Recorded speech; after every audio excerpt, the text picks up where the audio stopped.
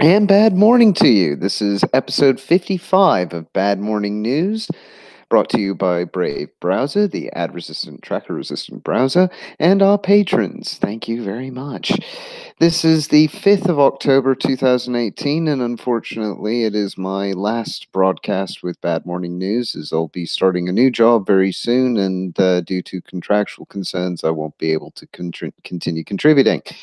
However, we've normally this is the community episode as well. We try and publish everything that comes through our community links, and then if there's any time, we'll cover a few stories that we found as well. At the moment, we only have one community link today, and I'm hoping this is marking the end of this particular story within the news cycle. This is from the Washington Times, published today. GOP defeats Dem filibuster, keeps Kavanaugh on track, by Alex Sawyer and Stephen Dinan. Republicans beat back a Democratic-led filibuster Friday and voted to keep Brett Kavanaugh on track for the Supreme Court, linking arms and jumping into a political maelstrom. The 51-49 vote must still be followed by final confirmation, likely Saturday. But Republicans said they saw a light at the end of the tunnel on what has been the most bruising confirmation in decades. Quote, this should have been a respectable and dignified confirmation process. In a previous era, this highly qualified nominee would have received unanimous support in the Senate, said Senator Chuck Grassley, chairman of the Judiciary Committee, who has shepherded the nominee through a rocky last month.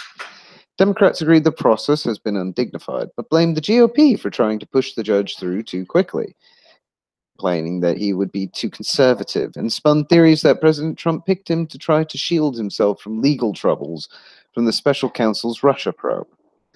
Most of all, they cited the recent sexual misconduct allegations against the judge, relating to decades-old high school and college parties. Quote, based on all the factors we have before us, I do not believe Judge Kavanaugh has earned this seat, said Senator Dianne Feinstein, the California Democrat who found herself at the center of the confirmation battle, pressured by her party's left wing to do everything possible to defeat the nominee. Democrats also doubted that they could have backed any pick Mr. Trump was likely to make. This well as poisoned was poisoned from the outset, said Senate Minority Leader Charles E. Schumer, New York Democrat. Republicans had hoped to have Judge Kavanaugh on the High Court in time for the justice's new session, which began early this week, but last-minute sexual assault allegations derailed that schedule, forcing a new round of hearings and an updated FBI investigation.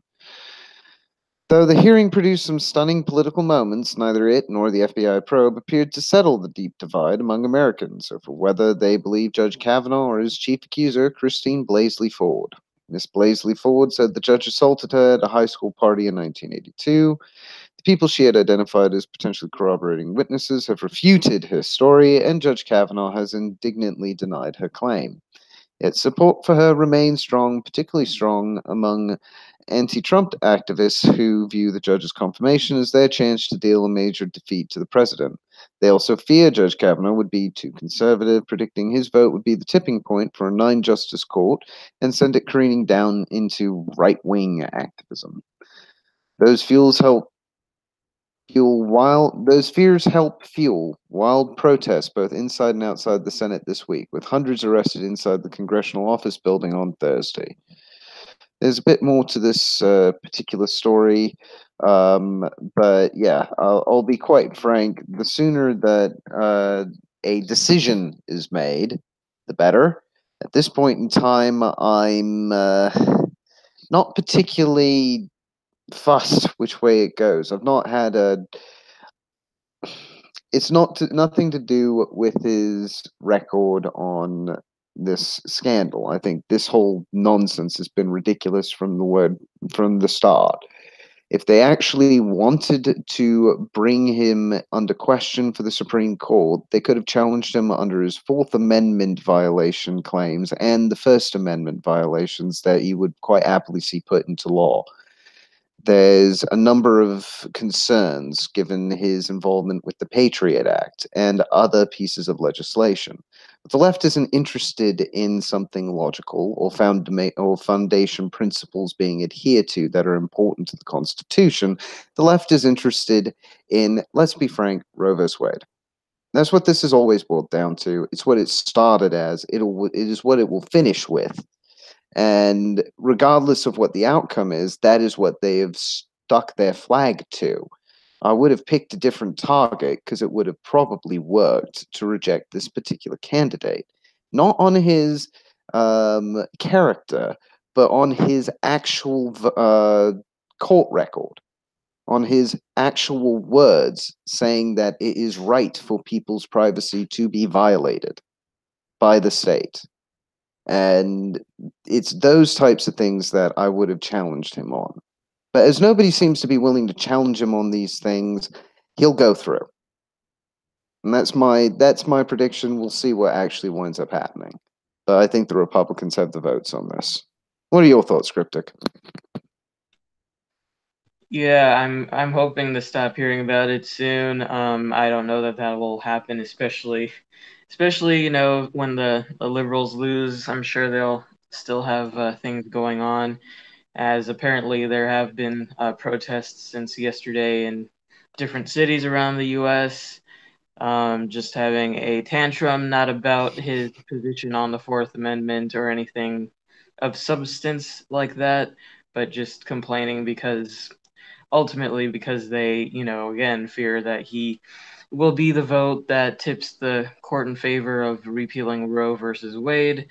And that seems to be, they're just kind of like a broken piano, just playing the same note over and over. I remember in 2012 with Obama's reelection, I remember prior to that election, watching MSNBC, and the people on there, just the partisan, typical liberals, kind of just saying, yeah, I mean, there might be some issues with Obama. He might have done not exactly what liberals would have liked, but be afraid because if you elect a Republican, Roe versus Wade will go bye-bye, and so you have to vote for Obama whether you like it or not, whether he's fulfilled his what he even said he would do or not. Just be afraid because of this one singular issue, and you just have to fall in line and do as we say. Otherwise, be afraid. And I don't know. It's just ridiculousness. And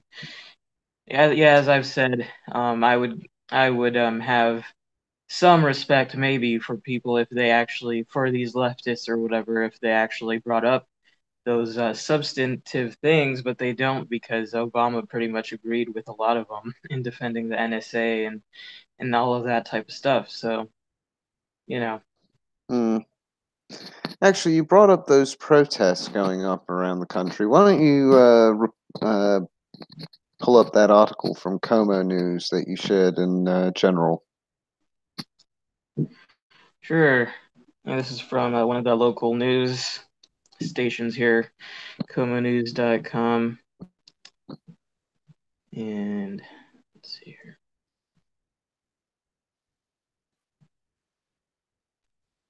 Sorry, it's taking forever to load. But yeah, I came across this story yesterday afternoon. I actually got a text from the transit system saying that a bunch of buses were delayed because of protests downtown. So I guess they were out there in the streets again. By Joe Reno. Protesters take to the streets of Seattle to voice opposition nomination. With his Senate confirmation hanging in the balance, Judge Brett Kavanaugh penned an 11th-hour op-ed in the Wall Street Journal defending his nomination and his testimony at last week's hearing. However, a starkly different viewpoint played out on the streets of Seattle Thursday night as protesters called Kavanaugh a liar and worse. Given the sexual assault allegations against Kavanaugh, the crowd that filled Westlake Park said too much is at stake to put him on the Supreme Court, where he for a general concern is that of cementing the most conservative majority since the early 1900s. said Eric Beeley, one of the hundreds of protesters who gathered in downtown Seattle. Demonstrators said the sexual assault allegations are just the start of the problems they have with President Donald Trump's nominee. He also, beyond being a sexual predator, stands for a lot of things that I do not, said Helen Gilbert, a member of Radical Women.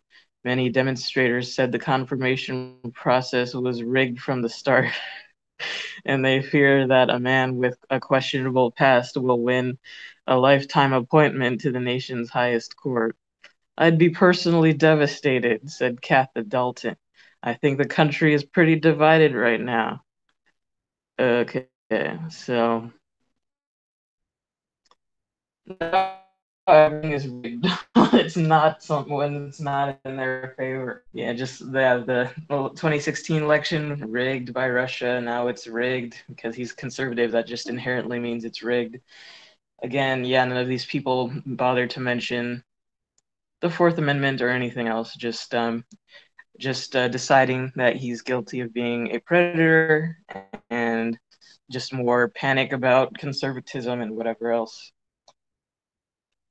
Yeah, everybody, let's have a moral panic, because that is what this is now. I mean, it's the it's the assumption of guilt that just makes me go, that just, it makes me cringe. It really does, that my homeland has gone to the point where a vast majority of people think that everything is set up specifically to make what what we've been claiming is the case for most of government officials, that they're all predatory in some nature. And now they're complaining about it, even though we've been banging that drum for, well, I've been banging it for better than half a decade now. So I'm not quite sure if they even get what they're arguing against anymore. It seems like they've picked one man and tried to throw all of the world's ill at him and blame everything that is wrong in the country on him. And when that one man then decides to pick another man to help him forge a way through all the red tape and everything else that we have to deal with, that other man is equally culpable and equally evil. Guilt by association tactics again. And I'm sorry, I just don't buy it anymore. I don't think anybody should either. It's not due process. It's not how any system of jurisprudence can work. And if you're always assuming that people are guilty, then nobody is innocent. You are just as likely to be accused of something spuriously, and because the innocent don't get a presumption of their innocence anymore in that sort of society, everybody's presumed guilty. You're going to jail unless you can prove categorically that you weren't involved. And if you've not been given a date, if you've not been given a location, if you've not been given who else was there as possible things to refute, which is the case in this scenario, then how the hell are you supposed to defend yourself?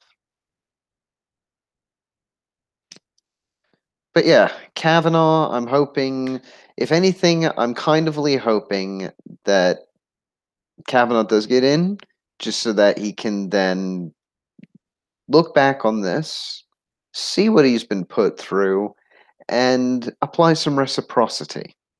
Because I think they need to learn the true meaning of that term. And if they don't, well, more fool them. But as I said, enough about Kavanaugh. I think it's time for us to look at something a little bit more lighthearted. Why don't you pick up that one from California, mate? You found it.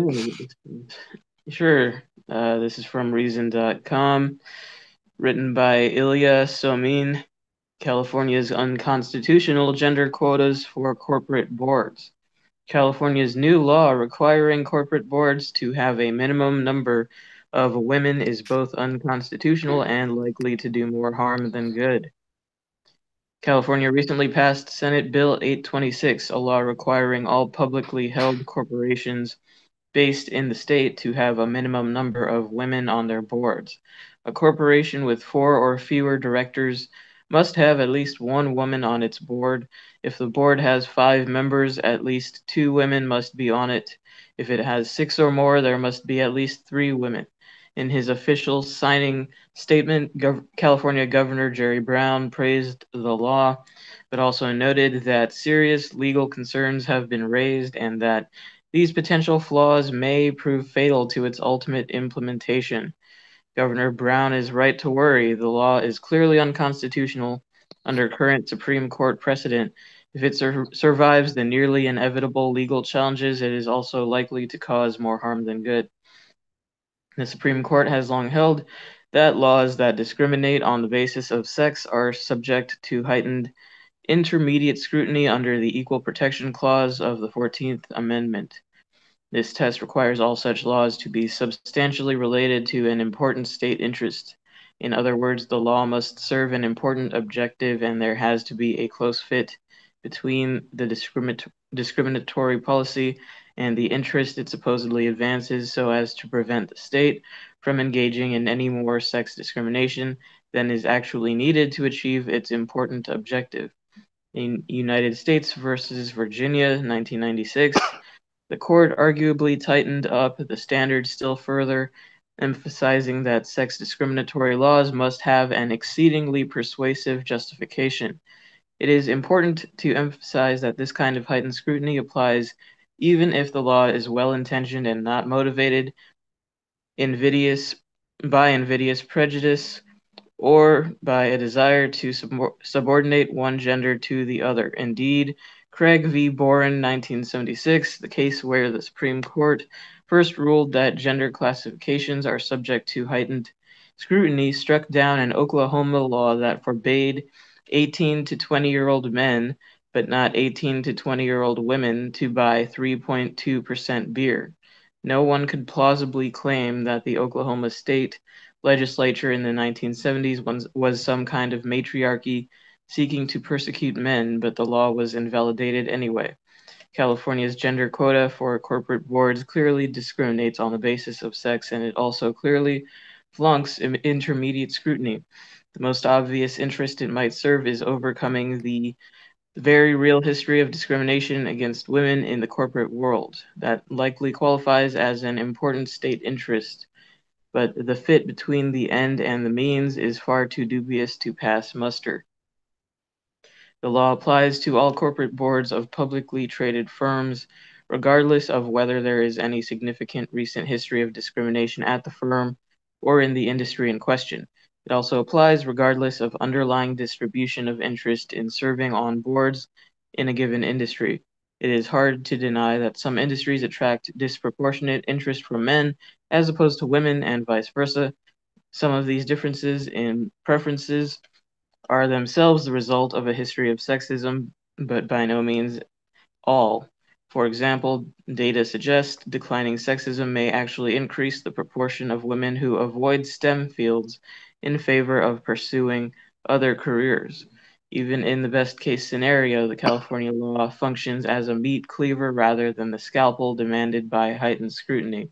Imagine a population where ability and interest in serving on boards is equally distributed between men and women, and all firms are completely non-discriminatory. That is, they always hire the best qualified applicants regardless of gender. Even so, 18.75% of 5-person boards will have 1 or 0 women on them just by random chance, and thereby be in violation of the law. See, a board with 6 or more members must have at least 3 women. Here too, even with a completely equal distribution of ability and interest, combined with a complete lack of discrimination, many firms will run afoul of the law just by random chance. A narrowly focused system of gender preferences to combat discrimination at firms with a demonstrated history of bias against women might potentially pass intermediate scrutiny, but Bill 826 goes far beyond that. Other possible rationales for the law fare no better.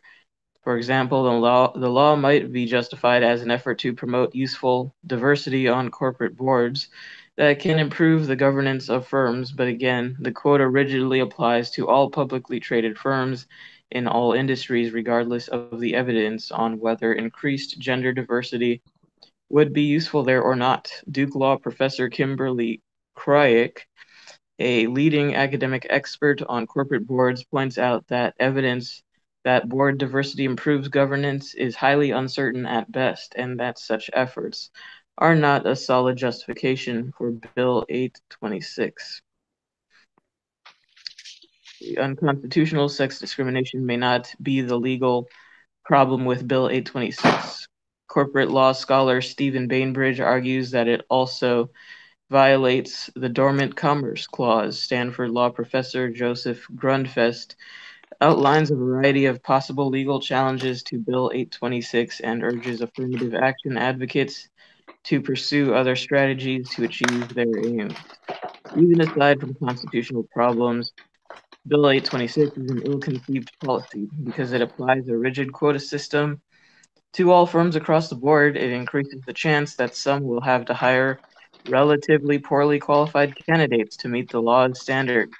As noted above, such a situation can occur even in an industry where the available talent is equally distributed between men and women, and hiring decisions are 100% free of sexism, to the extent that hiring less qualified board members leads to a deterioration in the firm's performance. Stockholders, employees, and consumers may end up worse off. To the extent that many of these people are women, Bill 826 could actually harm women far more than it benefits them. There are far more female stockholders, consumers, and workers who depend on these firms than female or male applicants for positions on corporate boards. And that's the summary of it. There's a little bit more, just giving examples based on the implications of this bill. But yeah, I mean, again, it struck me the part where it mentioned there's no evidence to even show that it will achieve these supposed aims of the people advocating for these types of laws. But of course, there isn't, because people who are perpetuating these laws don't care about the facts. They just care about feeling like they're doing Feelings. something good, essentially. Yeah, they don't care about facts or statistics. They cherry pick the data to fit their own needs, as is their want, basically. I found it interesting because there was one piece in that article that mentioned STEM as well, and the fact that countries which are more empowering of women have lower ratios of women joining STEM industries, despite their success as economic channels for development. And that, to me, screams that they are interested in their own things and they have the power to pursue them, be it cooking or art or music or something of a more meaningful nature, because that is what they are more likely to pursue than men. Men have, on average, an interest in things. We like money, we like possessions, we like competition, we enjoy that environment.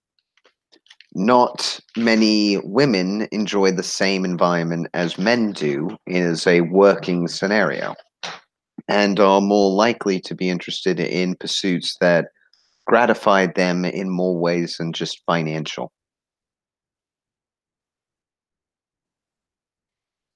Yeah, it's just again, yeah, the idea that there's no evidence to back up any of the things they claim just reminds me of the gun control thing where I've had conversations with liberals who, uh, like there's been mainstream like art outlets, newspapers that came out and admitted that there's actually no evidence showing that having less guns in America, for example, would actually reduce crime. Because of course, all these liberals like to say, look at the UK, look at Australia. They don't have guns, and it's so great there, and there's no crime. And and this and Well, that. there But is crime. That's the problem, is they misrepresent the point. I mean, and even then, it's not a fair comparison because most of those regions didn't have a constitution which enshrined in law the right to defend oneself. Now, there are more than one nation that had that enshrined in its constitution. It's not just the US that always had that. Latin America, there's about 4 or 5 nations that I can come up with, like Nicaragua, Guatemala. These places used to have the same rule as America did. People have the right to defend themselves and the right to bear arms. Then the government took that away. Now those places are some of the most dangerous for homicides on earth because they had the right and then it was summarily removed without arbitrarily for the good of the people. And the good of the people actively suffered for that removal, which shows it's not really for the good of the people at all. It's for the good of whoever's in charge or the good of whoever their interests are. It's as simple as that, unfortunately. But yeah, there is no data backing that gender quotas improve corporate boards or even non-corporate boards. It doesn't show anything to that fact. If anything, the logic would dictate that in fields which have fewer women in them, highly qualified women will then become very rare for those fields. Ergo, legally, it will be impossible to build large companies in those fields unless you force women to take them and become proficient at them. And that then invalidates their right to education and being educated in the way that they see fit. So, again, you're going to hit some sort of roadblock here, and Reason's absolutely right to throw this out saying it's unconstitutional because the civil rights laws themselves would say it's unconstitutional. You cannot discriminate based on gender, even if that discrimination is to attempt to deal with full on gender discrimination historically. It just doesn't make sense. But then this is the state we're talking about. Why would any of this make any sense?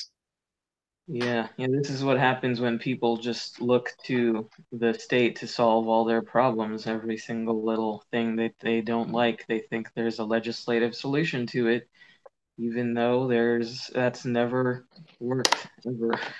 I would No, it really postulate. hasn't. I can't actually think of a way it's worked consistently in the long run ever once. But again, it's not like I've been looking at this kind of problem for a prolonged period of time or anything. It's only been 5 years, so hey. But let's move on from the madness of the legal system and go on into the madness of the military.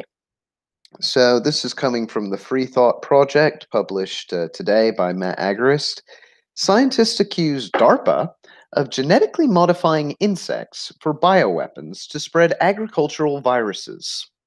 A scathing report was published in Science magazine this week that accuses DARPA of developing a bioweapon that uses swarms of modified insects to deliver viruses.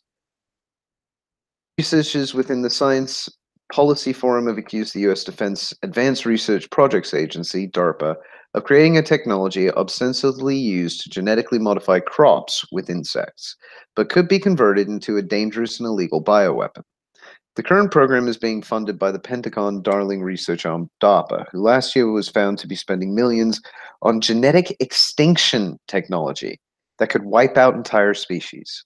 DARPA's new project, dubbed, quote, Insect Allies, involves releasing fleets of genetically modified insects onto crops which would, quote, infect plants with a special virus that would genetically modify the plant on location.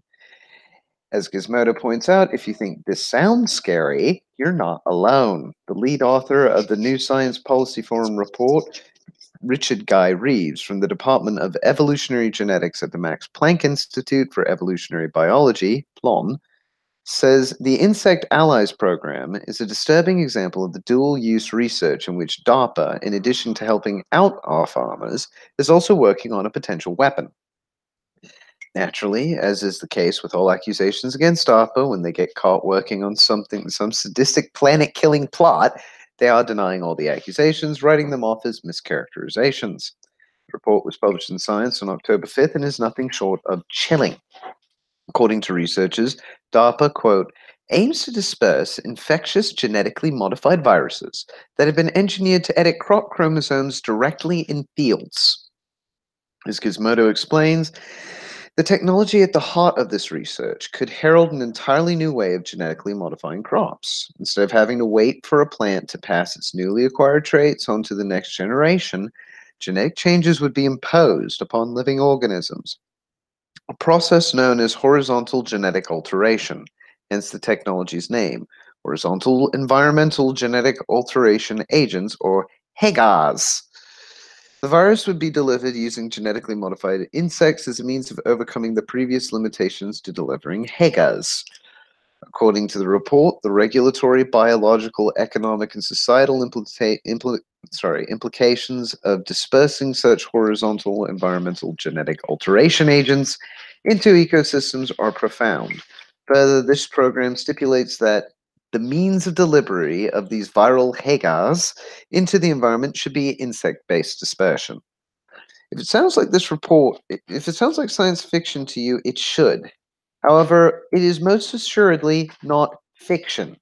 Insect Allies was announced in November 2016, and it currently involves research contracts in excess of $27 million. DARPA is funding 4 teams, not 3 as claimed in the report, namely the Boyce Thompson Institute, Ohio State University, Pennsylvania State University, and the University of Texas, Austin.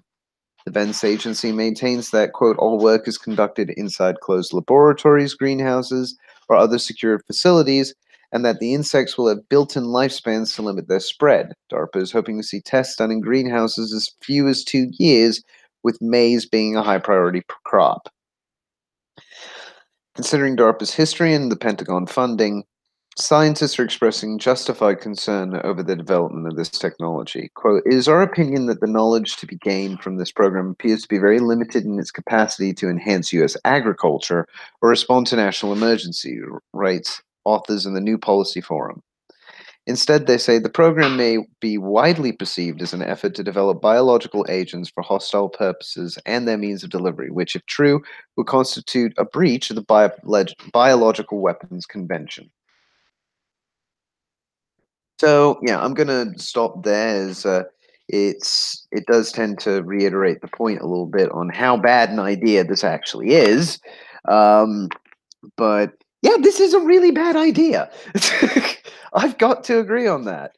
It's disturbing how anybody could consider this um, a positive development for society to be able to spread genetically modified viruses via genetically modified insects into crops so that they can genetically modify your crop.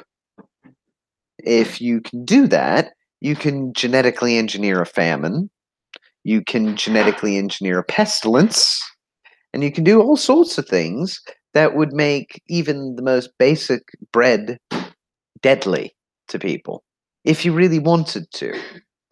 That's terrifying to me. I don't know about you, but or the viewers particularly, but I personally think that is the worst possible thing that we could create on Earth in this day and age, given the few distribution network that exists today. But that's just me. What do you think, Cryptic? Yeah, it kind of seems like the 21st century update to the Vietnam era or Agent Orange or something, kind of like their latest way to destroy the crops and potentially cause famine and destroy a region's ability to grow food. So, at the least, if not anything even more nefarious than that. I mean, it's just very disturbing, and although disturbing, not surprising when one understands the nature of just I don't know, just how depraved these whoever's behind these things are. I hesitate to call them people. it's hard for me to understand how people can just sit there and say, yeah, I'm doing something for my country by developing these horrifying weapons, whether it's munitions or more subtle things like this. But and one thing mentioned in the article, just with who's being the institutions being funded to help develop this, including a few universities, is another reason why I have a lot of distrust in many of the main universities. They're just receiving lots of money to help develop more things for the military-industrial complex, which is pretty unfortunate to me. So. Well, I can understand why. It's not really what most people would consider universities to be key for. I think maybe it became a bit more socially permissible or acceptable for that kind of thing, thanks to stuff like the Big Bang Theory with the gyroscope episodes and whatnot. Because they did explore the ethical concerns, but hey, it's a military contract. Think thumbs up.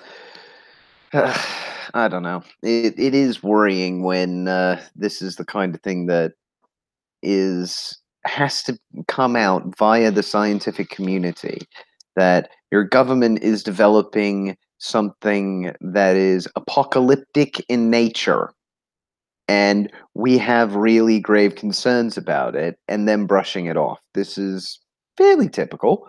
Not something that I think people should just dismiss, especially as it is Science Magazine coming out with this, and it is scientists who are actively concerned about the project, and rightly so. I don't see any reason anyone shouldn't be concerned about the project, because it doesn't matter what you think is a proper safety measure, the universe will probably throw something at you that you weren't expecting. You create something like this, you better damn well make sure it can never escape the lab, especially if it's not fully tested. Yeah, otherwise I think we'll be in a 28 days later scenario. Or worse, you could easily have a basically a complete destruction of the global ecosystem if the wrong virus gets included into the wrong plants, or the bugs infect more than one type of crop. And I'm not confident our understanding of genetic modification has evolved to the point where we can prevent random chance happening with this type of thing. I mean, I'm worried more about triffids, mate, than I am about 28 days later at this point. Because I think that would be a more likely outcome from genetically modifying viruses on the fly, cross species. This sounds scary as hell to me. But again, it's like I said, this is why this is bad morning news. We're now showing you how the world can end thanks to DARPA in another way.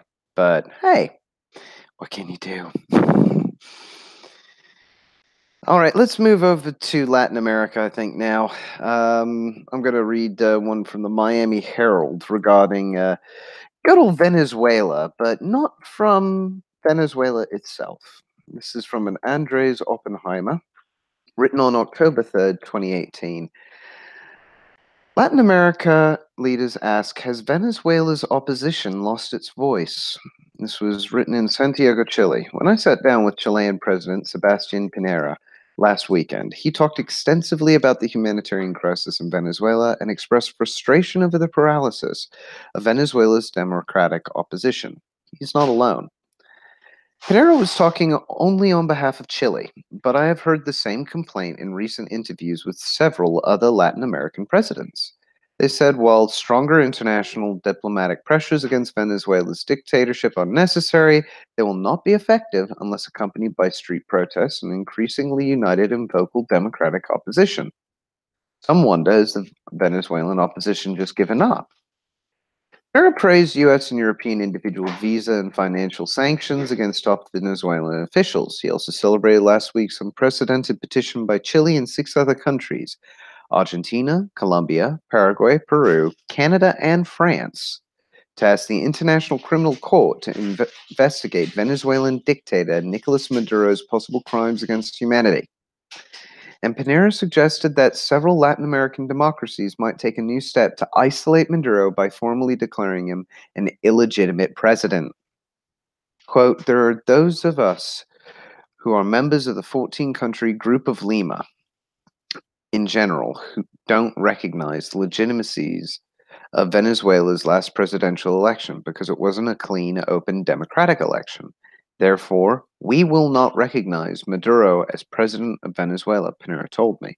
But he stressed that these and other international measures, quote, would be very helpful if democratic opposition were more united and had a clearer and stronger voice.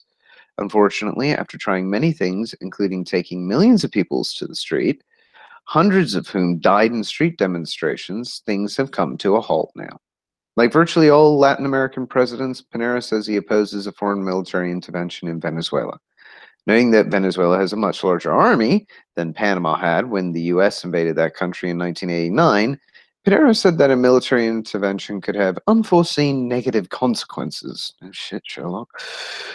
A new poll in Venezuela helped explain the perplexity of foreign democratic leaders about the decline of opposition protests and the latest political quarrels among Venezuela's opposition leaders. The poll by the Andres Bello University and Ratio UCAB polling firm said that while the Maduro regime has an approval rating of only 32%, about 54% of Venezuelans believe the regime's narrative that the country's hyperinflation and food shortages are because business tycoons and merchants are hoarding products to enrich themselves. Amazingly, only 20% of Venezuelans recognize the real reason behind the country's food shortages: disastrous economic policies that prevent the private sector from selling almost anything, because, among other things, production costs are higher than price limits set by the government. Luis Pedro España, a UCAB professor who conducted the poll, told Venezuelan media that the reason so many citizens believe Maduro's explanation of the crisis is that, quote, the opposition has somehow disappeared from the public scene. Also, the absence of a united opposition leadership has allowed Maduro to impose his own narrative, he said. Because of that, coupled with the government's control of most of the media, millions of Venezuelans are not making a connection between the country's humanitarian crisis and the government's ineptitude or failed economic policies. True enough, Venezuela's opposition has been in a state of shock since Maduro declared himself winner of the May 20th fraudulent elections. There were few street protests in response.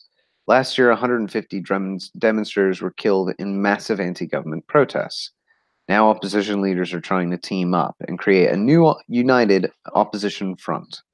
At a meeting in Boston last weekend, organized by Harvard professor Ricardo Hausman, almost 50 exiled politicians from Venezuela and academics met to draft an economic and social plan for a post-Maduro government. While that joint effort does not address the key issue of how to bring down the Maduro regime, it could serve as a roadmap to unifying Venezuela's leading opposition parties. Hopefully it will do that because a foreign military intervention is highly unlikely in the near future, and no amount of international diplomatic pressure will bring down Venezuela's dictatorship if not accompanied by a strong and vocal internal opposition. And as I said, that was from the Andres Oppenheimer. And he makes a good point. You can't fix, it's the old problem of not being able to heal a patient who doesn't know that they are ill or won't accept that they are ill in some way. It's it's strange in the extreme, but the fact is, it is dangerous to protest in Venezuela. You are in a much higher probability of dying by protest in Venezuela, as is proven by the regime. That impact has consequences, obviously. If you think that people are not going to look at what happened a year ago and say, maybe I shouldn't do that this time because I might get shot, I think you'd be mistaken. I think people do take those kinds of really quite terrifying risks into account when they assess a problem. Because if they don't, then they're likely not to survive those encounters. It's just a matter of fact in this particular case. So I don't see it. It seems to me that part of the problem is the original problem. The reason why there is no opposition party is because of Maduro. It's not because the parties are unable to do anything themselves. It's that they're unable to do anything under Maduro without being immediately put in prison or eliminated in some fashion, exile, for example. The fact that all of these politicians that were in this meeting are exiled indicates that Maduro doesn't even allow an opposing position to exist. So it is a catch-22. Nobody can see if they don't have access to foreign news and consequently as well don't believe foreign news because of Maduro. I mean, this is a self-fulfilling prophecy here, people. I don't see how this will change. The only way it's going to change is if people start thinking, well, hang on, everything went to shit when you said this is how things need to work. And maybe it's your fault. Till people actually start pointing the blame at the ones controlling the system rather than random merchants who apparently think price fixing is going to work when it's illegal and set by the government anyway. I don't see the logic to that. I really don't. But again, this is the power of socialism. It's able to tell you that your goods are not made by anybody but the people. And therefore, because you are the people, they're your goods too. And let's not worry about any differences in value or quality because everything's the same, obviously, in this utopian idealistic nonsense that they keep spouting. I don't understand it. I don't pretend to comprehend the logic behind it because I don't consider it logical. Yeah, it is a fucking just a mess, and I've seen a few U.S. Journalists and such who it's pretty disappointing because they pretty much try to make it out to seem like, oh, everything's great, you know, he's a socialist hero, and they don't seem to recognize um, that this is a problem of socialism. But I mean that's what happens when you have these types who idealize socialism and they think, yeah, it's great because you don't have corporations owning things and everyone owns everything, but look what's happening. People are starving to death. So I mean it just blows my mind that a lot of these US American leftists are celebrating his socialist regime when they would never accept living in the same conditions that there are there under such a regime. Of If course not. nothing else, yeah. Of course not. Most of the people that are saying, oh, it's a wonderful regime, look how wonderfully socialist it is. They're people who have either come from very privileged backgrounds or literally the bourgeoisie that Marx kept on complaining about. And the one thing that drives me mad, though, is when advocates, because it's not just America, it's Britain too. We've got our own advocates for Venezuelan style socialism. Some of them are leaders of major governments. Jeremy Corbyn, in particular, he actively supported Venezuela under Chavez, and he was actively praising them for years. And now that everything has gone absolutely to shit there, he's become very quiet about the subject, funnily enough. But hey, what can you do? This is how they've decided they want to run their region of the world. And they won't listen to reason at the moment, unfortunately. But hey, some places are. I think I'll probably end here and then hit up comments for this being my last broadcast. This is from Forbes, again published today. by Vinny Laria. Southeast Asia's logistics startups are winning big by tailoring themselves to local markets. Now, I wanted to finish with this because this is what I call basically an example of decentralization at work and how problems that exist can be fixed by decentralizing the solutions.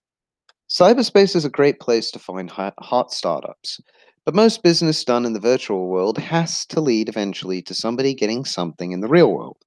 Across Southeast Asia, these delivery systems are fragmented, as countless independent operators and small tracking firms scramble to get things to where they are needed. In response, a number of tech based entrants such as GHN and NinjaVan, to name two of our favorites, are stepping in with solutions. GHN, or Jiaohangnia, or Fast Delivery, has tackled the task in Vietnam, where logistics costs are estimated at over 20% of GDP. Founded in 2012, the firm connects with e commerce platforms such as Lazada and Shopee, as well as with local and physical retailers and grocery stores to get the goods to buyers. The market boasts plenty of upside as busy Vietnamese increasingly prefer to tap their mobiles rather than burning time shopping, and GHN is growing to match demand. Over 7,000 drivers, about 40% freelance, pilot vehicles and motorbikes for GHN. They serve three major metro areas, Hanoi, Da Nang, and Ho Chi Minh City, and offer trucking across Vietnam's 63 provinces. GHN's technology backbone provides fast coordination. Target delivery time within a metro is 2 hours max, while keeping costs low. Logivan is another new Vietnamese entrant with a different business model. According to the founder Luis Lin Pham, the real hole in the Vietnamese logistics market can be found inside the trucks. About 70% come back empty after completing a run. So the Cambridge-educated serial entrepreneur has focused her attention on load optimization, matching shippers of freight with independent truckers who have space. Her company is off to a promising start. Logivan raised $600,000 in seed funding from an Insignia Venture Partners earlier this year, then $1.75 million in Series A funding in August. Logivan is just part of the Southeast Asia's new breed of asset-light logistics firms, which have a few physical assets such as vehicles and warehouses. They earn their keep primarily via tech-enabling facilitating of cargo flows for others. The gorilla in the room, Chinese-backed Manbang, leads the load matching and truck hauling sector in its own backyard. Already backed by Tencent and Baidu, Manbang raised another $1.9 billion this year in a round led by SoftBank and others. The firm may now look to use that to cash injection to expand out of China.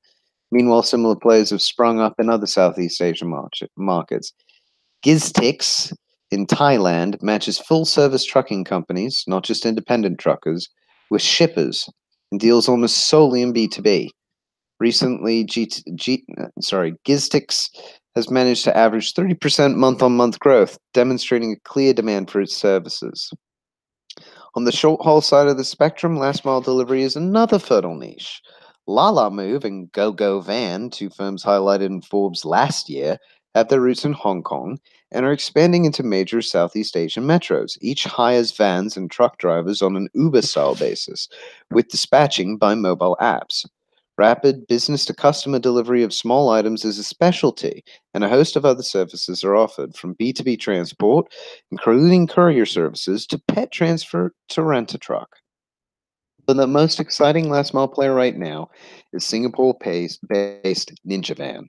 Founded in 2014 with a focus on delivering e-commerce purchases, the company has a tech platform honed to that purpose and well-woven strategic links with online merchants and other partners. NinjaVan relies on drivers with their own vehicles, but will add physical assets as needed. Funding has been ample. Series C round closed in January at $87 million, and NinjaVan is expanding. Markets right now range from Bangkok to Manila, plus growing coverage of urbanized areas in Malaysia and notably Indonesia. Indonesia is the largest ASEAN nation, with sprawling island landmasses and a population over 26 million. Any firm that can lock up the Indonesian market alone or take a sizable chunk of it would be very well positioned going forward. And going forward is where we see logistics startup heading generically throughout Southeast Asia. Countries here have the demand, the tech talent, and plenty of drivers willing to work within a sharing economy model. And the fact that these are frontier economies open to innovation, with few old line legacy companies or system bogging things down, there's a clear recipe for growth. So yeah, Vietnam and Southeast Asia have tapped into a new kind of market, decentralized logistics, and I find this absolutely fascinating, if I'm honest. It's the kind of thing that demonstrates one of the most simple yet complex needs in society, getting something to someone from somewhere as quickly and efficiently as possible, and to do so at a cost-friendly model for everybody involved. This works. These solutions are demonstrating how well they work because they're still growing, they're still improving upon themselves, and they fit the needs of the market. They get usage, they get uptake. You compare that to the United States Postal Service or any of the other major corporate entities that exist in the West today. A lot of them are bulky, high priced. They tend to have overcharged for the service that is being provided. This is why Amazon has a very good deal in the market because it deals with most of those deliveries for free if you pay for a subscription. This is why other companies that provide free delivery get more business and they have to take on the logistics costs. But if they can outsource it to a business like Ninjavan, or in the case of Britain, Yodel or Hermes, or any of the other players that exist in the logistics market, then they can potentially get a cheaper price on their logistics because there's a market providing it, not just the government.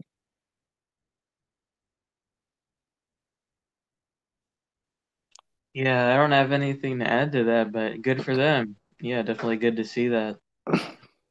Yeah, I figured it'd be nice to have at least one piece of good news that's potentially um, that's potentially less problematic, as it were, for us. It benefits loads of people, and it does prove that the system works. A decentralized market can fix things.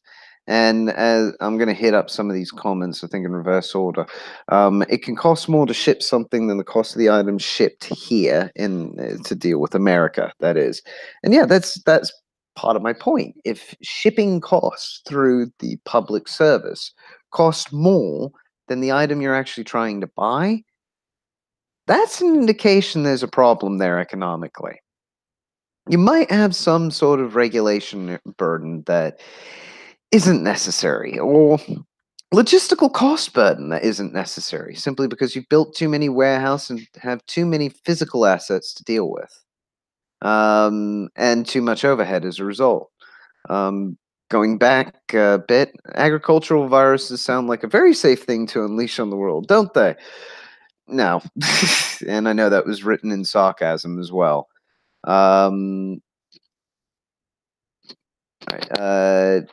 Nothing would satisfy the left except rejection of Kavanaugh, but that was totally predictable. Agreed. This was their intent all along, but what they hope to get out of it, I have no idea, apart from the fact it wouldn't be Kavanaugh. But again, there's the argument of better the devil you know, I suppose, as well. Could have gotten somebody a lot worse for them.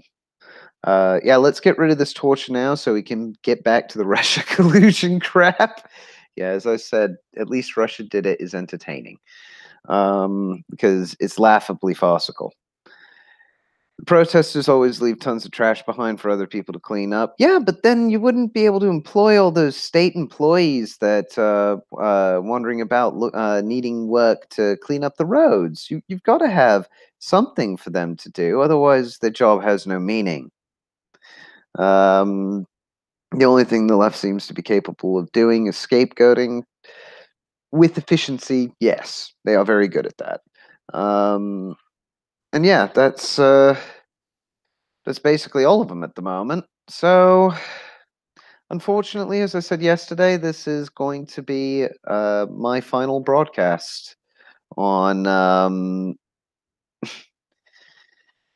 on this channel, and I'll still be a part of the Discord community, and probably will be helping admin there as well.